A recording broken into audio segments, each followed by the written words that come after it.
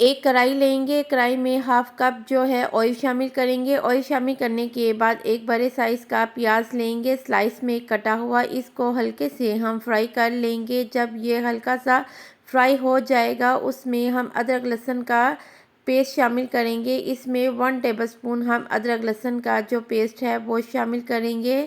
शामिल करने के बाद इसको हल्के से हम फ्राई करेंगे। फ्राई करने के बाद इसमें एक मीडियम टमाटर शामिल करेंगे चॉप में कटा हुआ। उसके बाद इसमें हम जो स्पाइस हैं वो शामिल करेंगे। स्पाइस में हमने नमक, मिर्च, हल्दी, ज़ीरा, कलौंजी, पिसा हुआ धनिया और गरम मसाला शामिल किया है। आप अपने ज़ायके के मुताबिक इसमें कम या ज़्यादा मसाले आप डाल सकते हैं। इसके बाद हल्का सा हम इसको 2 मिनट के लिए भूनेंगे। उसमें हम 1 गिलास जो है पानी शामिल करके मसाले को पकने के लिए रख देंगे ताकि जो प्याज टमाटर का मसाला है वो हमारा रेडी हो जाए। ये देखें हमारा जो मसाला है वो रेडी हो गया है। हम मसालेदार भिंडी तैयार कर रही हैं इसलिए हमने इसका मसाला जो है वो रेडी किया है। और भिंडी को हम फ्राई नहीं करेंगे, हम इसमें ऐसे ही डायरेक्ट जो भिंडियाँ हैं वो शामिल करेंगे। भिंडी जो है हमने हाफ़ केजी ली है।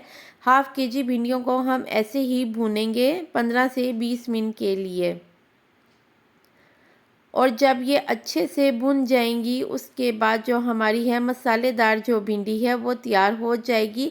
आप चाहें तो इसे 5 से 10 मिनट के लिए दम पे हल्की आंच पे भी बना सकते हैं। मैंने इसको ऐसे ही फ्राई करके पका लिया था। आप ये देखें हमारी जो मसालेदार भिंडी है वो तैयार हो गई है और इतने मज़ेदार ये मसालेदार भिंडी जो है वो तैयार हो गई है। आप भी अपने घर में इसी तरह मसालेदार भिंडी तैयार करें। मेरे चैनल को सब्सक्राइब करना मत भूलिएगा। बेल आइकॉन पे क्लिक करें ताकि मेरी आने वाली अच्छी अच्छी वीडियोस आपको मिलती रहें। Take care and bye.